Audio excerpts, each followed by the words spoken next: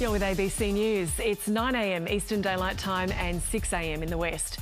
Leading our bulletin this hour, state governments are moving to head off a major fuel crisis with no sign as to when or how the supply crunch caused by the US war with Iran will be resolved. This comes after 2 towns in Victoria briefly ran out of fuel over the weekend, and the peak body for the trucking industry warning rising fuel costs could force small operators out of business. That is our top story today. Meanwhile, a 5th member of the Iranian women's football team has withdrawn their claim of asylum and left the country overnight. That means only 2 of the 7 team members who were granted humanitarian visas by the Australian government last week remain in the country. Police say 3 men have been found dead off South Australia's Limestone coast. The men, all from New South Wales, were reported missing yesterday afternoon when they failed to return to shore from a fishing trip. The King and Queen of Denmark are continuing their Australian tour. They'll greet members of the public at the Australian War Memorial in Canberra this morning. And we'll hear from our reporter on that shortly. And Hollywood stars are walking the red carpet in LA for the 98th Academy Awards. Australians Rose Byrne and Jacob Elordi are up for acting awards, while Nick Cave is nominated for Best Original Song for his work on Train Dreams. It's Monday, the 16th of March. I'm Gemma Veness from the land of the Darug people in Parramatta in Western Sydney, and this is ABC News Mornings.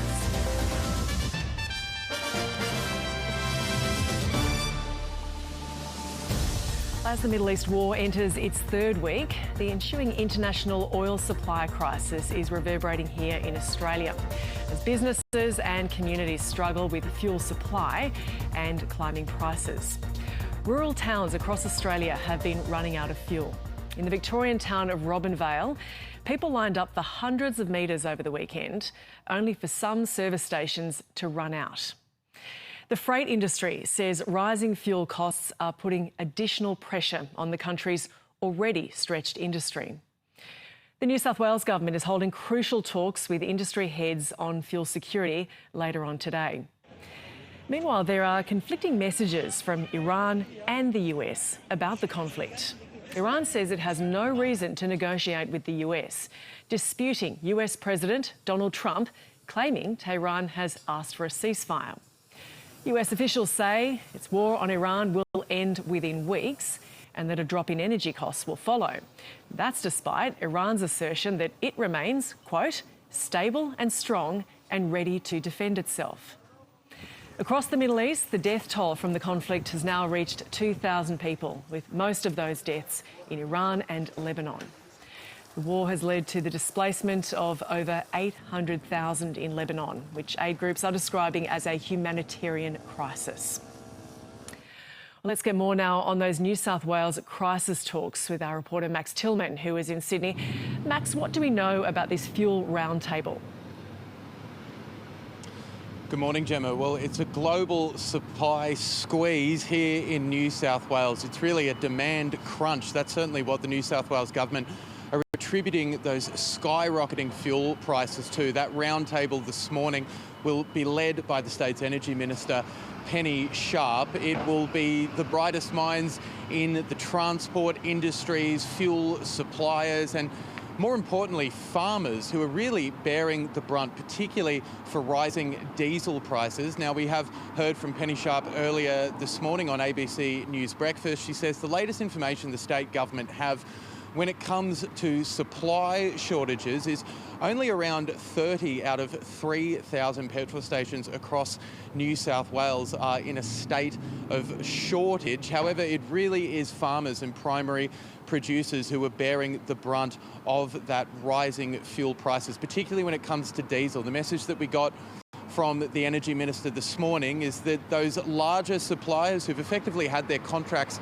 locked in for months are really not bearing the brunt in the way that those who are buying on the spot market are. Now, this particular roundtable this morning will be looking at the long-term fuel security of New South Wales. The government says that supply is not the issue at the moment. It is mainly that squeeze of demand that is really seeing those fuel prices rise. In fact, we did hear from the state member for Blacktown, Stephen Barley. He says that in some parts of Western Sydney, fuel has increased by up to 60 cents a litre. Now, Penny Sharp did acknowledge that those shortages are effectively causing a panic buying scenario, particularly in metropolitan areas. She says that those global headwinds are naturally a cause for concern, despite the fact that she's confident that the state's fuel supplies are currently in a good enough condition. But she does say that the government will be keeping an eye on the headwinds a little bit further north of New South Wales, particularly in the Straits of Hormuz. Let's take a quick listen to what she had to say. We are looking at all of the options. We need to take this day by day. It's a complicated situation that we're not in control of. We've got local impacts as a result of a global situation. But look, what we are doing today is feeding into what we can deal with now, which is that supply is okay, but we've got problems with distribution, and we want to use all the levers we can there.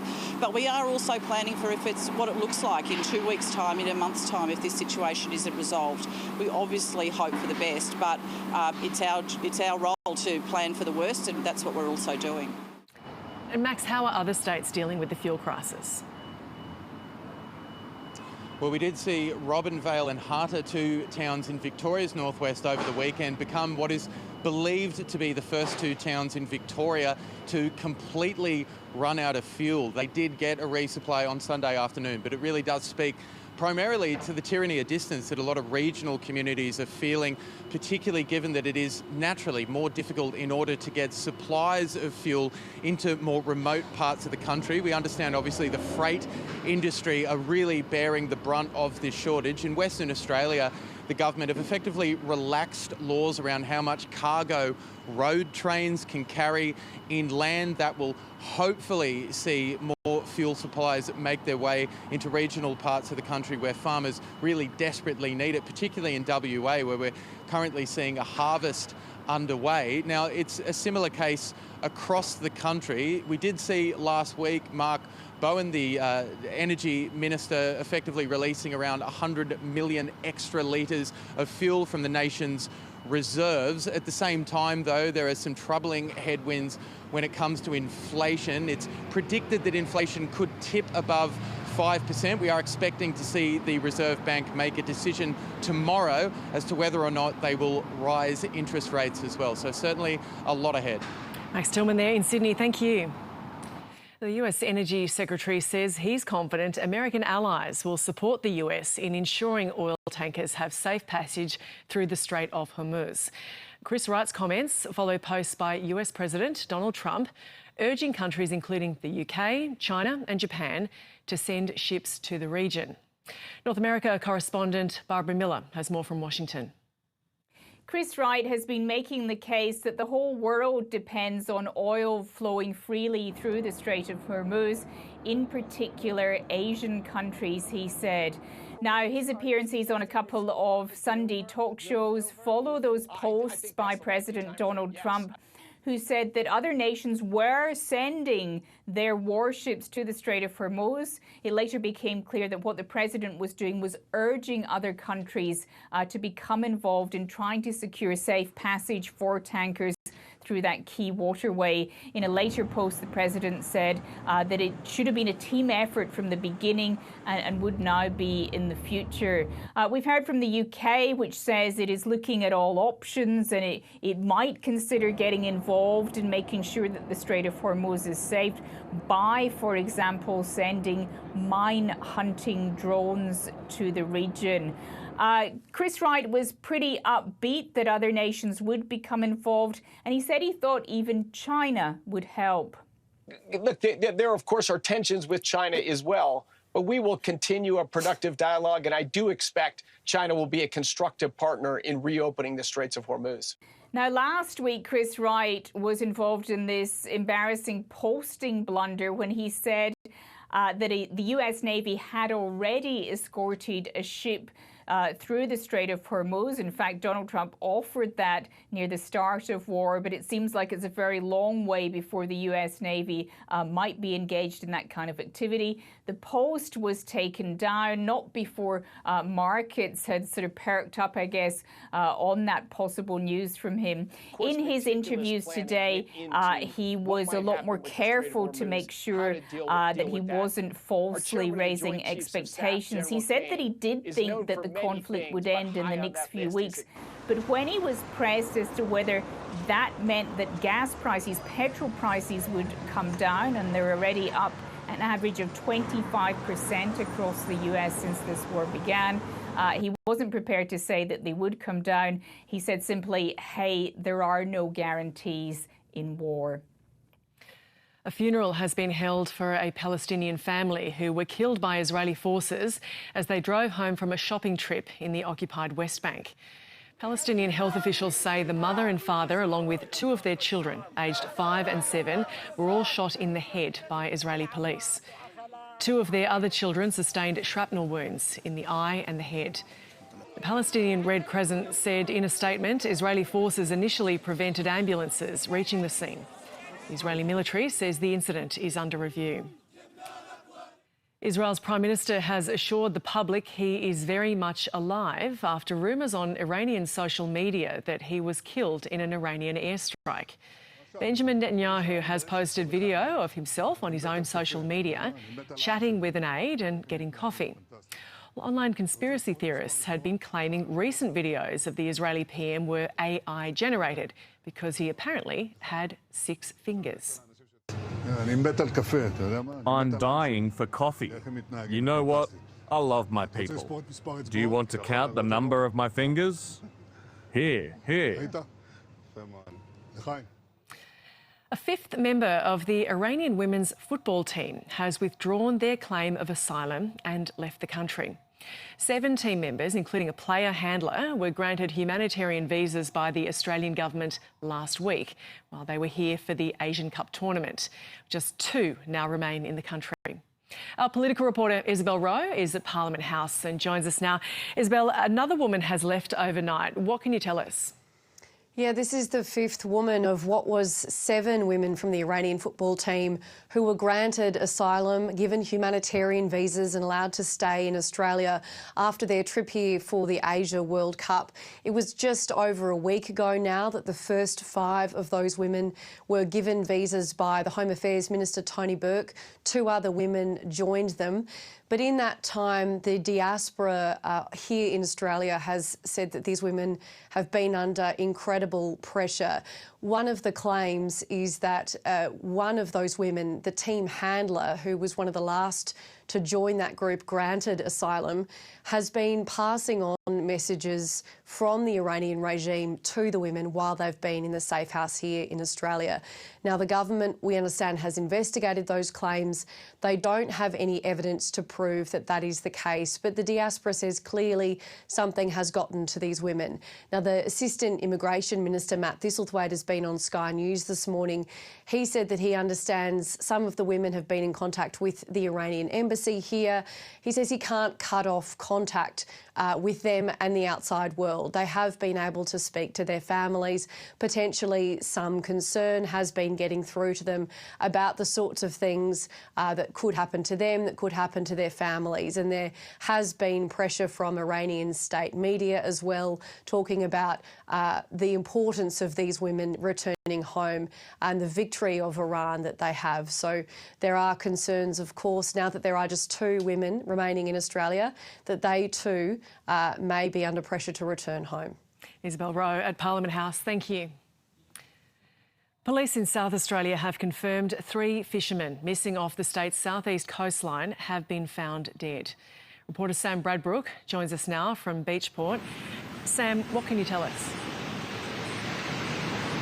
Good morning, Gemma. Yes, at about 2:30 yesterday afternoon, locals raised the alarm after noticing that a car and trailer that had launched the boat earlier that morning hadn't yet returned in what was some pretty rough and windy weather yesterday. That prompted a large search by police and the State Emergency Service, as well as local boaties getting out on the water to try and find that boat and the 3 men on board. But this morning it has been confirmed that the 3 men, a 64-year-old, a 67-year-old and a 74-year-old, all from New South Wales, have died, and their bodies have been recovered by police who are still in the area, I guess doing some investigating this morning in what is also, again, a windy and wet day. And Sam, can you tell us a bit more about those conditions yesterday? Well, speaking to locals around Beachport this morning, they said that yesterday was quite a rough, windy day. There was no locals out on the water, which is why the sole car and boat trailer at the boat ramp, I guess, raised concern, because a lot of the locals knew that they weren't from Beachport and that the conditions were really rough out there. No one else was out on the water that day. It's not the first time that this sort of incident has happened in Beachport. In January last year, a boat capsized and 3 people died as well at Point Connor, which is only a few kilometres outside of Beachport. So for now, people who are out on the water, which isn't anyone yet today, police are urging them not to take any debris from the boat that may be in the water, to note the position and let police know as part of their investigation. But certainly locals in Beachport here today quite saddened to hear about the deaths of the 3 men. Reporter Sam Bradbrook, thank you. A plane heading to Melbourne has had to make an emergency landing after a vape caught fire during the flight. Reporter Stephanie Ferrier joins us now from Melbourne Airport. Steph, can you take us through what happened? Good morning, Gemma. This all happened yesterday afternoon on board Virgin Australia flight V8 328, and it was as the plane was descending into Melbourne from Brisbane. That's when this e-cigarette or vape ignited in the cabin, and that prompted the flight deck to issue a pan alert to air traffic control. Now, that's a step down from the full emergency mayday call, which is what you use when lives are immediately in danger. But nevertheless, a pan alert is still an urgent situation that requires the immediate prioritisation of that aircraft by air traffic control. So that's exactly what they did. Melbourne Airport says that emergency vehicles were all put on standby as a precaution just as this plane came down to land. Thankfully, it was a safe landing and all passengers were able to disembark as per usual. However, it certainly has shone the spotlight back on safety when it comes to e-cigarettes and vapes on board the aircraft. Of course, there are already regulations that Virgin Australia and other aircraft also have in terms of e-cigarettes and vapes. They have to be declared, first of all, and also they have to be carried in your carry-on baggage rather than being checked into your luggage. And obviously there is a complete prohibition on being able to charge any of these devices while you're mid-air. And you're also, as a passenger, expected to ensure that you've isolated the switches on your e-vapes or e-cigarettes to ensure against any sort of accidental activation. But clearly this is something that would have caused quite a bit of concern and consternation for the crew and also the passengers on board this flight yesterday afternoon. Virgin Australia says that it always takes safety, I should say, as its highest priority, and that it's praised the flight crew and the cabin crew in particular for acting so swiftly to contain this device. Steph Ferrier there at Melbourne Airport. Thank you. Tens of thousands of Hungarians have flooded the streets of Budapest at rival political rallies ahead of the nation's pivotal election in 4 weeks' time. Some analysts say the results could have a major impact on the future of Europe. Cyan Valance reports from London. The race to Hungary's election is heating up, with thousands of people taking to the streets of Budapest at rival political rallies 4 weeks before polling day. Now, both rallies were held to mark Hungary's National Day, but one was held by the government and the other by the opposition, which is hoping to end the Prime Minister's 16-year rule when Hungarians head to the polls next month.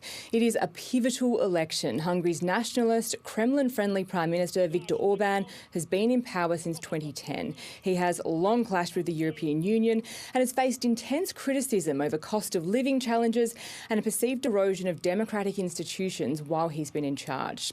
Now, Mr Orban was cheered on by an enormous crowd of supporters on Sunday, but he won't get that reception all around the country. This is shaping up to be his toughest bid for re-election yet, with most opinion polls showing his pro-European opponent Peter Magyar is way ahead. Mr Magyar's party says it wants Hungary to rejoin the European mainstream after years of strained relations under the current government, which has led to crucial EU funding being blocked.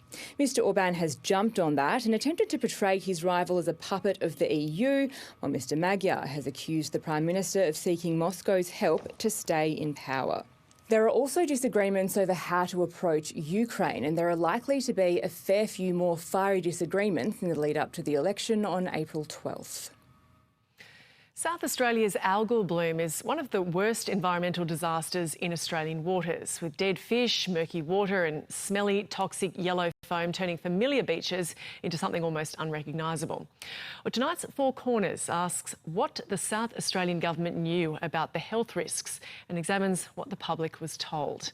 Investigative reporter Angus Grigg joins me now with more on this. Angus, good morning. This algal bloom was meant to be lasting about a week. When did it become clear that this was something more serious?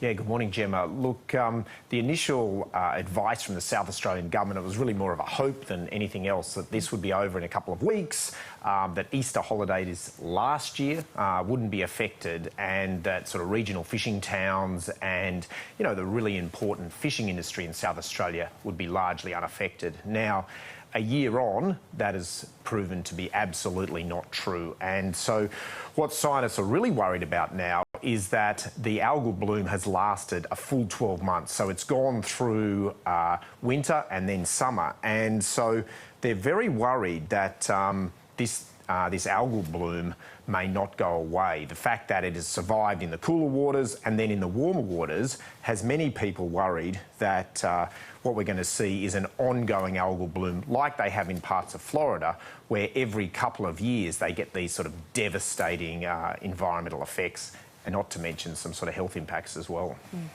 Well, as it did spread along the coast, what were health experts, scientists telling the government about the risks here? Yeah, so this is the really interesting thing and what we've drilled into in tonight's story. And so what really happened was that the South Australian government got locked into a very fixed position on the algal bloom. They had this idea or this public health messaging that while it was devastating for the marine environment, it wasn't harmful to humans. And very early on, scientists were being a little bit more cautious, and they were saying, you know, when we get this algae under the microscope, when we look at, you know, when we have a close look at it, you know, we're seeing some different makeup that we haven't seen in South Australia before, or anywhere indeed in the country. And very early on, in fact, in about May last year, scientists discovered that the algal bloom, or that there was toxins in the water.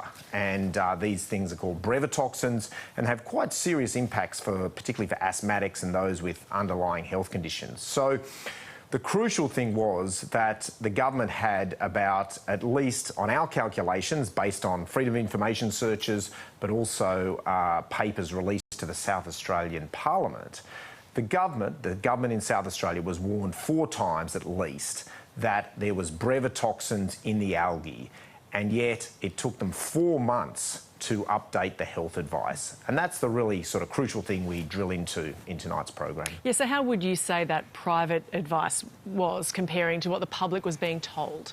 Yeah, very different actually. I mean, the Premier was sort of giving a very upbeat message. He was talking about it not being toxic. All the while, scientists were really raising the alarm. And I'll take you to one particular example. In early May, so pretty early on in the bloom, a shark washes up dead. A great white shark washes up dead on Henley Beach. Now, obviously, locals were pretty concerned about that, and there was promise that there would be a sort of full investigation. And so the shark's taken away for an autopsy, and the pathologist finds that there are brevetoxins, this neurotoxin, are found in the gills of this shark. Now, rather than inform the public and change the health advice, The South Australian government said absolutely nothing about it. In fact, they kept this report secret for a number of months, and we only obtained it through freedom of information. So, this was one of the big warnings they had, and in fact, the pathologist who did that autopsy wrote the government an email at 6 o'clock on a Friday night and said this is a significant and uncommon event. And he flagged the very specific possibility that the algae contained these brevetoxins. Yet the government didn't update their health advice. And look, on our calculations, there's at least 3 or 4 other warnings where the government was told, you've got brevetoxins here. These are serious, particularly for asthmatics and those with underlying health conditions. Yet it took until September last year for the health advice to change. And Angus, why does this matter beyond South Australia? Yeah, this is the really sort of big question here, is that we don't really know what caused, or scientists don't really know what caused this algal bloom. But everyone figures that climate change has played a part here. And so what scientists are saying is that climate change is going to throw up more of these freak environmental events, these sort of black swan events, if you like, and that governments need to be prepared. They need to be able to say, this is what we thought initially, the science has now changed and therefore our advice is changing. And that's exactly what didn't happen in South Australia. So governments need to be able to admit, hey, we don't have all the answers. We've never seen this before, as in the case in brevetoxins. They'd never been discovered in Australia before. And governments need to be a bit more sort of nimble, if you like, and a bit more flexible in how they communicate with the public. And basically, the bureaucracy, which is not very good at dealing with things they've never seen before, need to be more sort of frank in their advice to the sort of parliamentary and the political parties in power. Investigative reporter Angus Grigg with that story on tonight's Four Corners. Thank you for joining us. No, thank you. And it's time to check in on the weather now. Nate Byrne joins us. Morning, Nate. We've got this flooding continuing in Queensland and also parts of the Territory. We are starting the week with even more heavy rain. Where's the focus? We're looking right to the middle of the country, Gemma. Morning. Huge amounts of rain over the last, weeks really. But this morning the focus is right in the southwest of the Territory, all the way through into the north of South Australia. We've got warnings on for heavy rainfall, some severe thunderstorm activity thanks to yet another deep feed of moisture from the tropics getting into a trough through central Australia. We're talking about a big band of rain here. Those warnings show where the heaviest of the falls are likely, but we're expecting essentially the rain to move all the way down through into the southeast through the day today. Central Australia is where we'll certainly see the majority of the storm action, though plenty for the rest of the north of the country as well. But we're talking anywhere up to maybe 60 to 80 millimetres in the gauges in as little as 6 hours. So we're talking about flash flooding over some already soaking ground. It's been raining on the rock for a couple of days now. Plenty more of the wet stuff to come. And of course, that flooding in Queensland, although it's almost entirely clear skies, places like Longreach now sitting at the flood peak there. The water through central parts of Australia will always take a long time to drop because the ground is so flat. It's got such a long way to go. So we're very much in the middle of a flooding crisis, even as new flooding could potentially start through the day today. And you're always looking ahead, Nate. What are you watching through the outlook? Actually, that bit out all the way over there, there's a tropical low, yet another one. And it's heading our way, and it's likely to undergo some intensification in the coming days. We've got a moderate chance. We could be talking about a tropical cyclone. So just as the rain starts to ease in the south, we're going to see another low coming in. Now, even if it doesn't reach cyclone strength, this one is again tapping into that really deep tropical moisture, and we're expecting potentially hundreds of millimetres of rain right across the top of Cape York Peninsula. It's certainly a significant one that we'll keep a close eye on, because there we've had flooding too, Gemma, and a lot of the rivers, even the ones that don't have minor, moderate or major flood level indications, they're still already full right now. So add an extra couple of 100 millimetres, we're looking at a pretty dangerous one for the top of Queensland, and this huge signal through the rest of the country. We've got a busy week ahead. Sure do. And can you take us around the states? Sure. Let's start in Queensland, where essentially the north and the west west already still dealing with wet and stormy weather. We've also got some showers in the east. Now, most of that is north of Ingham today, but you'll see some further south, though Brisbane should get away with it today. 28 will be the maximum there. In New South Wales, this band of rain is coming in through the southern interior into the southeast of the state. Near the South Australian border, we'll likely see it tending to rain as we get in towards this evening. Capital should stay fine, though. 29 in Sydney, 28 for Canberra. Victoria is copying the rain statewide. We'll see some storms around the northeast too later. Melbourne's getting to 22. Anywhere from 5 to 15 millimetres seems likely today. In Tassie, we've got plenty of wet weather as well, starting in the west and the southwest, developing through the north later. Hobart's got a possible shower. It's a top of 19 degrees. In South Australia, we're back to rain statewide pretty much. Adelaide's aiming for 23, also maybe 5 to 15 millimetres, but it's up top where those heaviest falls are. Over in WA, it's mostly clear, sitting underneath a ridge of high pressure, but there is a touch of drizzle just for the very bottom of the state. Perth's got a fine 31 ahead, but up north we've got storms in the Kimberley getting through the northern interior and then right across the territory, including up in Darwin. Gemma, where it's getting to 31. Thanks, Nate.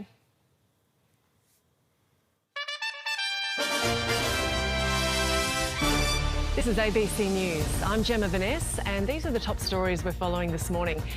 Pressure is mounting on governments across the country to do more to boost fuel supply and keep prices from rising too high as the Middle East war enters its third week. Some petrol stations in regional Victoria briefly ran out of fuel on the weekend. The New South Wales government is holding crisis talks with industry leaders today. The federal government says Australia can be proud of the way it supported the Iranian women's soccer team despite several players withdrawing their asylum claims. A fifth woman has left the country overnight. Only 2 of the 7 women who were granted humanitarian visas remain in Australia. South Australian police have confirmed 3 New South Wales fishermen reported missing off the Limestone coast have died. The alarm was raised yesterday when the trio didn't return to shore at Beachport. The bodies of the men, aged in their 60s and 70s, have now been recovered. King and Queen of Denmark will greet members of the public in Canberra this morning. King Frederick and Australian-born Queen Mary will visit the War Memorial. The crowds will have their first opportunity to interact with the royals. Last night, the couple received a ceremonial welcome at Government House and attended a state dinner. An early morning strike on Iran's Karg Island has added further uncertainty to the movement of oil from the Gulf. The US President Donald Trump says his country's military has, quote, totally obliterated all of Iran's military defences there. He shared a video of what US Central Command claims to show strikes on several targets. But Mr Trump says the island's oil infrastructure was spared. Karg Island is about 20 square kilometres in size, about 24 kilometres from the Iranian mainland, deep inside the Persian Gulf. It's described as the country's crown jewel and is the major hub for the country's oil exports.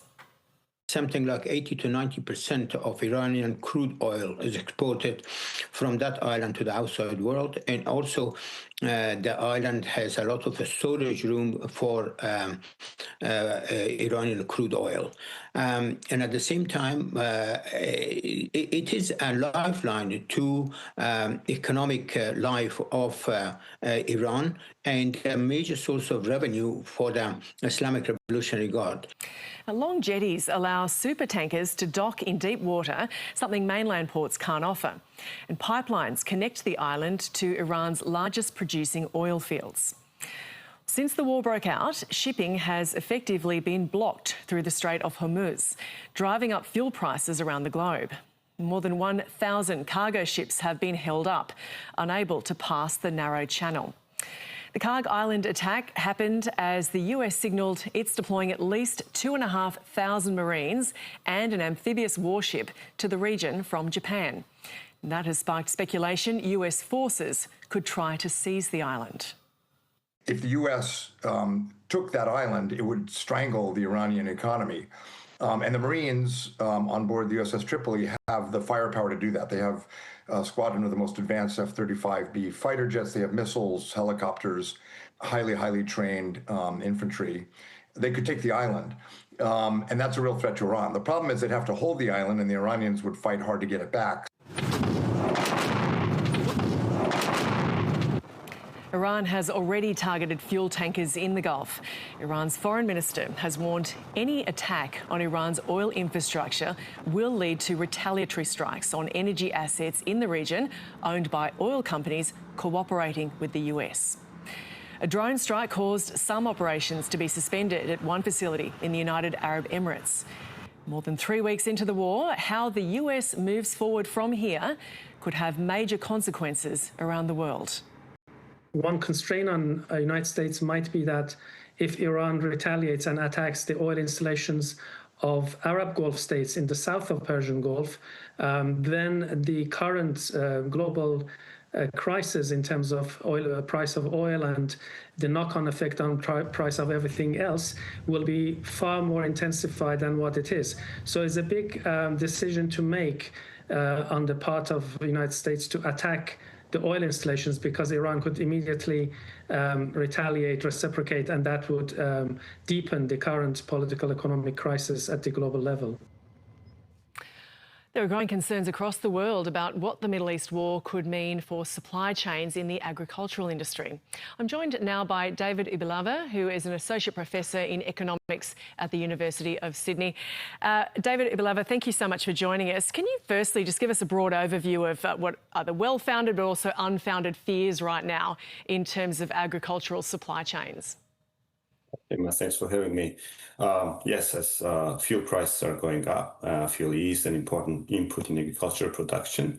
So there are concerns that that will affect agricultural production. In addition, there are fertilizer prices that have gone up for exactly the same supply chain issues as the fuel prices, and that too is an important input in agricultural production. Then we have supply chains. So in every node of the supply chain, fuel prices in particular play a role, whether it is transportation, storage, processing, etc. So there are some fears that that will have effect on inflation of food and grocery prices. So it is not unfounded, and a lot will depend on how long this conflict will last and how soon these market disruptions will be resolved. Yeah, the timing of that is certainly a big issue. Do we know just how much all those increased costs that you outlined there, how much effect does that have on the supermarket price that we pay? At the moment, probably not a huge amount, especially when we talk about fertilizers. That probably has a relatively small effect because it's only a small portion of the cost that agricultural producers incur, and then agricultural commodity prices are also a small portion of what we pay for the food items such as bread, cereals, etc. Fuel prices probably have a bit bigger effect, but all of this will take a bit of time to manifest into the grocery store prices. Yeah, as I said before, a lot depends not so much about how much prices increase now, but for how long they will stay up. And why do you think we're already seeing some empty shelves in supermarkets? Yeah, there could be some sporadic, like local supply chain issues. I do not believe that it's because there's shortage of food at the moment. It's just some distribution issues. It's not a widespread phenomenon just yet, and I don't believe that to be the case in weeks to come. But if this conflict continues for much longer, then probably this scenario will change. And I mean, this popped up during COVID, this question of could local prices actually lower in theory? What do you say to that? Yeah, so one theory might be that the shipping costs will be so high that all the wheat that we produce will stay in the country, and then that will put sort of downward pressure on prices. That is quite unlikely. We are not close to the record high crude oil prices, and then international trade usually does not stop because the prices have gone up. So in theory possible, in practice is quite unlikely. So with where things are at right now and informed predictions about what could happen, what decisions are farmers having to make right now in terms of that impact on supply chain issues, freight and these fuel impacts? Yeah, that's when it gets tricky because one side of the story is input price costs. And then they often, especially in Australia, they tend to absorb those shocks. So they pay what they have to pay. Then another factor that is there is weather, and how the weather will play out in months to come is a different story. So long as farmers believe that their harvest is going to be good, they will be willing to absorb that cost so long as the inputs such as fuel and fertilizer are available. Now, if it becomes the case that upcoming weather is not so favorable, they may be sort of reducing their production, and that will in turn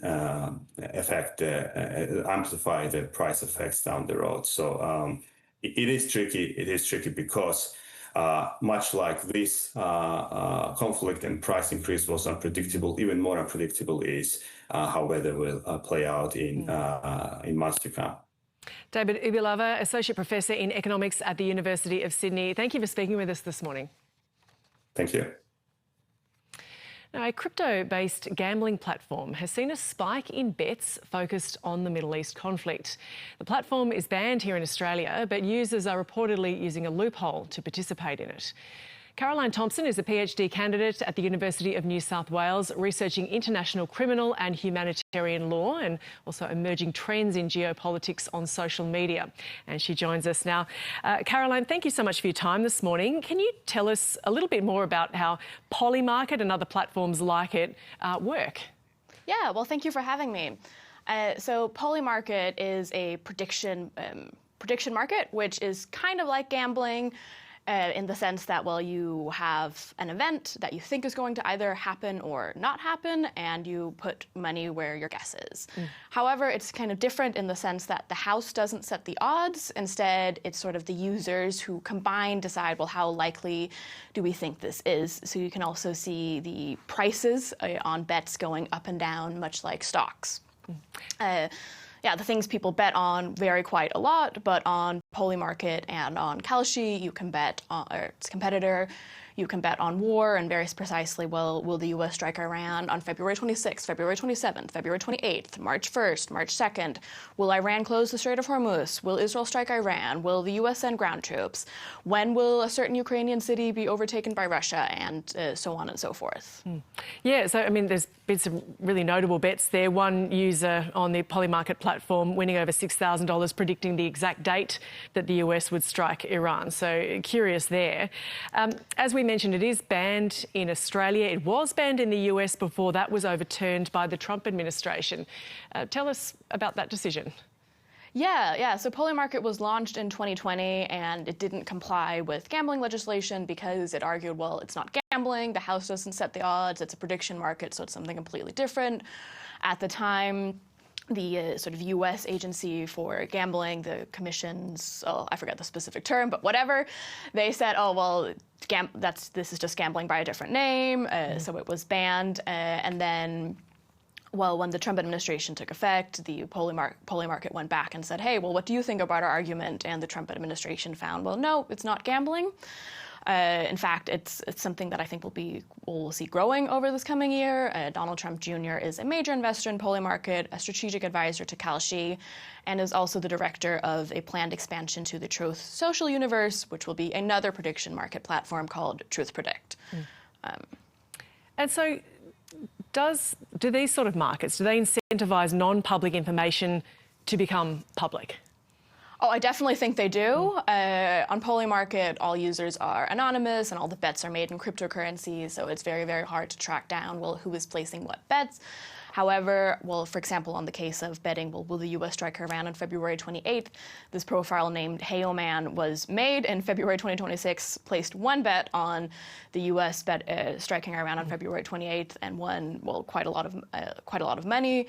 There's been similar instances on, well, users sort of just appearing, making a wild bet, and winning a lot of money, for example, with the U.S. Kidnapping of the Venezuelan president. And there is some evidence to suggest that if you really want to stalk down who these people are, you can. There are 2 people under investigation in Israel at the moment, specifically for the allegation of using insider information to place bets on Polymarket. I think yeah, I think the platform being anonymous and in cryptocurrency really lends itself well to insider trading and corruption, but it's, of course, very, very difficult to prove. So there are certainly risks to these platforms, but there can be value in the information that they give. Well, that depends on who's looking. There's nothing limiting hostile actors looking at these platforms as, well, both an avenue of, well, where is public discourse going? What's the policy debate looking like? Or how can they use this as another avenue, another very high-stakes avenue to sow disinformation or alter the public discourse by placing very large bets on events that would be beneficial for them. Caroline Thompson, PhD candidate and researcher from the University of New South Wales. Thanks for speaking with us. Thanks for having me. A Senate inquiry into the capital gains tax is expected to report back tomorrow. This comes as Treasurer Jim Chalmers confirms he'll present a range of tax reform options to Cabinet colleagues. Radio National Breakfast political correspondent and economics reporter Tom Crowley joins us now from Canberra. Tom, are we any closer to knowing whether the government will reform the capital gains tax discount? Well, Gemma, we're getting there, and this could be moving week because those comments that you mentioned there from Treasurer Jim Chalmers were the strongest indication that he's given yet that he really is going to take something to Cabinet, some sort of tax reform proposal in this budget that's being framed as the crucial budget for the Albanese government to put its stamp on the nation's finances. The first term we know, Jim Chalmers began talking about wanting to have conversations on tax reform, but inflation meant that the government had other priorities to focus on. Inflation hasn't gone away, neither has global volatility. There's plenty else for the government to be preoccupied with, but Jim Chalmers saying that global volatility is a reason to be more ambitious, not less, and that he is indeed presenting a range of options. We know that Treasury has been considering capital gains tax, negative gearing changes, perhaps even changes to trusts or other forms of taxation. They're all part of Labor's prior agenda when it was in opposition under Bill Shorten in 2016 and 2019. It proposed tax cuts along these lines. And all of this speculation is why this capital gains tax inquiry, even though it's chaired by the Greens, and we have no doubt where the Greens are going to fall on this, they support changes to the capital gains tax, means that there's a reason to watch very closely what the Labor senators say, because, of course, the government and the ministers will have had something to do with whatever the comments are from the Labor senators when this report comes out tomorrow. Might give us some indication. The Cabinet is meeting, as it does every week, at the beginning of the week here in Canberra today. It might be moving week because the federal budget isn't really that far away. It's slightly scary to think, but the beginning of May is coming up very close. 6 weeks roughly until budget time, and this crucially is the 1 week in the middle of a big sitting block, so less for the ministers to do as far as their sitting duties. There's no question time. Maybe there's more time to sit around the Cabinet table and have a tax debate. Quite a few key features that Labor would have to figure out what it wants to do with. Will it grandfather any changes so that any existing properties aren't subject to any changes to the tax laws? That's something it did in 2019, but it would mean that you don't raise quite as much money.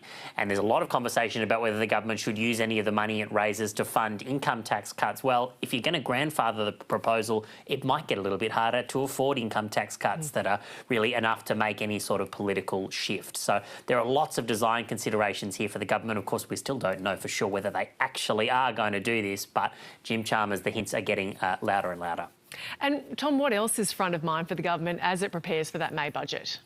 Well, there's also this question, Gemma, of the key economic uncertainty in the world at the moment, economic and geopolitical, the war in the Middle East. We've seen, and the ABC has reported Treasury modelling suggesting that if the oil price remains at $100 for about a quarter, that could add 0.5 percentage point to inflation, and it could take 0.1% off GDP for a quarter as well. If it's all the way up to 120, the sorts of levels that we have seen at the worst points of this crisis, and takes a little longer to unwind, that effect could be even larger again. We know the Reserve Bank is weighing up whether to hike interest rates when it meets tomorrow, but the government will have to think about inflation. It was already having to think about it because it's been a little bit more elevated.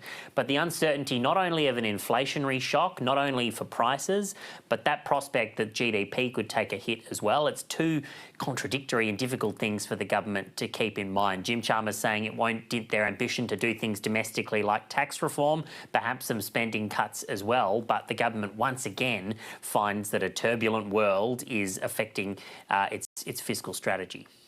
Radio National Breakfast political correspondent and economics reporter Tom Crowley, thank you. The King and Queen of Denmark will greet members of the public in Canberra this morning as they continue their royal tour of Australia. It's the third day of King Frederick and Australian-born Queen Mary's visit. Reporter Lily Nothling joins us now from Canberra. Lily, what's happening today? Well, crowds are starting to gather here at the Australian War Memorial in Canberra. The King and Queen are expected a little bit later this morning, where they'll meet with members of the public. This will really be the first opportunity Australians have to get up close and personal with the royal couple, and it certainly is expected to draw more of a crowd as the morning draws on. There are some Danish flags flying here. Some people have brought flowers, and I've spoken to a couple of people who themselves are Danish and fans of the royal family. This is the first time the royal couple have been to Australia since becoming King and Queen of Denmark in 2024. After their time in Canberra, they'll also visit Victoria and then travel on to Queen Mary's home state of Tasmania, where no doubt she'll get a pretty warm welcome there too. Yeah, and they had, quite the welcome in Canberra yesterday. Tell us about that. That's right. There was plenty of fanfare for their arrival in the nation's capital yesterday. There was a ceremonial welcome at Government House with a 21-gun salute and a military procession. After their time on the lawns, the royal couple went inside and had a chat with the Governor-General, Sam Mostyn, before signing the visitors book and then going off and getting changed and coming back for a state dinner where they were, of course, the guests of honour. Now, the Governor-General made a speech, as did King Frederick, and he spoke about Australia and Denmark's deep ties, connections that have only been strengthened by his union with Queen Mary. He spoke quite fondly about their chance encounter, the now famous encounter, at a pub in Sydney during the 2000 Olympic Games, and he said when the pair married in 2004, both countries gained a princess, and it's a chance of getting a glimpse of that princess, now a queen, today that has drawn so many people out here to the War Memorial. Lily Nothling reporting there. Thank you. The 98th Academy Awards kick off in Los Angeles shortly. Australia's Byrne was one of the first acting nominees to arrive on the red carpet. Now, she plays a frazzled mother reaching breaking point in the film If I Had Legs, I'd Kick You. She faces strong competition from Jessie Buckley, who critics say is almost certain to win Ireland's first Best Actress Oscar for her role in Hamnet. Jacob Elordi is nominated for Best Supporting Actor for playing Frankenstein's creature in the Netflix film. And he is up against Sean Penn for his role in One Battle After Another, which has 13 nominations overall. Vampire horror Sinners broke the record for the most nominations ever with 16. Its filmmaker Ryan Coogler could make history as the first black winner of Best Director. Now, away from acting, Australia's Nick Cave is hoping to beat the record-breaking K-pop Demon Hunters for Best Original Song for Train Dreams. And it is time for us to check in on the sports news now. Catherine Murphy joins us. Morning, Catherine. We'll start with the AFL. The Suns have made it 2 in a row. I'm really disappointed, Gemma. I thought we'd talk about Ireland versus Australia at the Oscars. I mean, we're going to be talking about that one tomorrow. OK, let's just talk about the AFL then. So the Gold Coast Suns, they've maintained their absolutely perfect start to the season. They've defeated West Coast by 59 points last night. It was Damien Hardwick's 50th match as Suns coach, and he watched his home side kick 13 goals in the first half to build a 62-point lead by half-time, including 4 goals total from Christian Petrarca. He just dominated, as well as the 4 goals. So that was out of 23 disposals. Gemma, get out your calculator. 14 of those resulted in scores. What a performance from him. That comes after a week earlier when he managed 3 goals and 34 disposals against Geelong in the opening round. And that all is happening off the back of his move from Melbourne and, of course, that horrendous injury, life-threatening injury that he went through, and now his move to the Suns. He is certainly loving it there. Sure is. Now, Formula One, Catherine, it was another disastrous weekend for Oscar Piastri and McLaren. What can you tell us about that? Oh, it really was. So for anyone who doesn't know, McLaren has now had to announce that it's going to investigate its cars. That's after Oscar Piastri, our Oscar, and his teammate Lando Norris failed to start the Chinese Grand Prix. It was quite unbelievable. Both drivers, they were withdrawn just before the start of the race. They were stuck in the garage due to separate technical issues, which... Oh, how beautiful was his reaction. Just amazing. But a really important Grand Prix coming up in Japan for Oscar Piastri, yet to race a lap. The following two Grand Prix in Bahrain and Saudi Arabia are cancelled, Gemma. So he really needs a good Grand Prix before that month off. Yeah. Finally, Catherine, you've got a story of revenge for us in the tennis. I do have a story of revenge. Now, Nate Burns just walked into the studio, and if I don't get this done quick, he's going to get revenge on me. So I'm going to be real quick. Aryna Sabalenka, she's defeated Jelena Rybakina in the final of the Indian Wells Masters. It was a thriller of a match. It went all the way to a deciding set tiebreaker. Aryna got the win. And please, Nate, don't take revenge on me. I'll bring you more of the details next hour. Thanks, Catherine. Now, I hope we didn't keep you waiting, Nate. We're just hoping to check in on the latest weather. No, not at all. I do have an update for you though, Gemma, and that's that the warnings have adjusted just a little bit through Central Australia into Western Australia now too for heavy rainfall. Right through the day today, we could be talking 60, 80 millimetres in as little as maybe 6 hours for some.